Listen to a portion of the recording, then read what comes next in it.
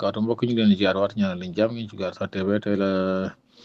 talaata ñaar fukki fan ak juróom benn ci weeru novembre 2024 ñëw ci xibaar yi dañ koy door rek kii di Moustapha Diakhaté ak Adama Gaye journal bi ni mu ko bind rek mooy Adama Gaye libéré mais vendredi dañ koy jugé le 29 novembre Moustapha Diakhaté yóbbu nañ ko kaso waaye jeudi lañ koy àtte le 29 novembre moom nag lañ koy toppee moom Moustapha Diakhaté nag mooy wax kàddu yu tegg niwu teg ko ci mbooloo ñi waa Pastef ñoo ko porte bi leen tawoon nag moom nag yóbbu nañ ko kaso fanaan na kaso démb alxames 29 novembre dañ ko war a àtte moom Adama Gaye nag bàyyi nañ ko ñibbi waaye dañ ko wooluwaat. observateur nag dañoo ñëw ci kii ji Samuel Sarr nga xamante ni si moom dañoo prolongé woon garde à vue am démb dañ ko waroon a présenté si waaye finalement tey lañ ko mujjee def démb nag am na ñu ci doon déglu kii di Abdoulaye Dia bu Sénégal Abdou Karim Diop bu Loka Afrique moom nag doon nañ ko déglu Arona Dia nag war nañ ko xaar tey jii ci mercredi bi même Pape Demba bi tey sax mu fi jiite woon Sénélec ci nguuru Macky Sall sax war nañ ko ci déglu Samuel Sarr nag moom liñ koy toppee mooy 8 milliards avocat nag waxoon na ne liñ koy toppee 2 milliards la waaye li ci kanam rawuti bët drogue bu bare bi la ñuy jàpp fële ca diwaanu Koungheul nga xamante ne si biñ ko xaymaa toll na ci plus de 18 milliards toll na ko nga xamante ne si douane bu Koungheul ñoom ñoo intercepté loolu nga xam ne bu jàlloon rek daanaka 18 milliards dina ko mat journal bi di laaj nag ndax frontière ba mënatuñ koo xool diggante Kidira ba Koungheul dafay jaar ci drogue dafa bari lool nga xam ne si bu ñu ko xaymaa toll ci ay tonnes drogue yoo xamante ne si chaque année dafay jaar. nag dañoo ñëw ci cocaïne bi nga xam ne jàpp nañ ko fële ci Koungheul mu ne 235 kilos cocaïne moom lañ jàpp moom la douane bu Koungheul jàpp nga xamante ni si daal doy na waar lool ci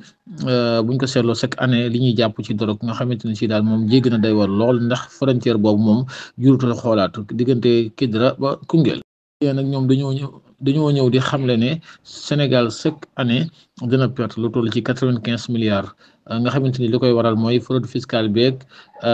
ak secteur bi nga xamante ni si maanaam lu jëm ci wàllum entreprise yi nga xam ne dañu war a fay l'impôt dañu ko war a fay mu ne Sénégal nag chaque année 95 milliards da koy perte chaque année mu doon lu doy waar loo xamante ni si daal jub ak jubal gi nga xamante ni si président Diomaye mi ngi koy woote kon ña nga ca yoon. Soleil nag ñëw na di dëggal xibaar boobu mooy xam le nag Sénégal dana perte 95 milliards chaque année loolu nag lu koy waral mooy fraude fiscale beeg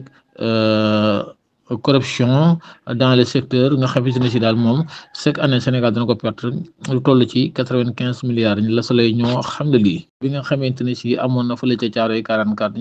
80e anniversaire bi ñu war koo jàpp 1er décembre kii di François Hollande nekkoon fa njiitu réew moom nag mi ngi xam ne lépp lu ñu jaag rek mooy waa France daal lii lépp ñooma ki fi nekkoon njiitu réew France li ko dalee 2013 ba 2015 ñii di Touba ca kanam nag def nañ lu am solo démb ginnaaw bi nga xamante ne Serigne Mountakha Mbacké di xalifa général de Mouride woote waat na pour ñu yeesal jumaa ji ñoom Touba ca kanam nag jox nañ lu toll ci 114 millions maanaam jox nañ téeméeri millions ak fukk ak ñeent ci ay millions pour ñu yeesale ko jumaa ji nga xamante ne si daal ñu ngi ciy woo ñëpp si di Serigne Mountakha Mbacké di xalifa général de Mouride mi ngi rafetlu loolu am lañ koy jeexale kii di Modou Lo ak Siteu gannaaw bañ bëree dimanche bi jàll ba ñuy jox ndam li kii di Modou Lo démb nag ña ngi woon fële ca CNG nga xamante ne si wàllum dopation lañ doon xool boo xam ndax ñaari mbër yi kenn defu ko ci waaye Siteu teewu fa ñenn ñi sax ñëw na waaye dafa taxawul waaye Modou Lo toog na fa lu toll ci ñaari waxtu mbokk yi fi la ñuy yemale xibaar yi dana ñëw ci yeneen xibaar di leen ñaanal jàmm di leen ñaan ngeen abonné te partagé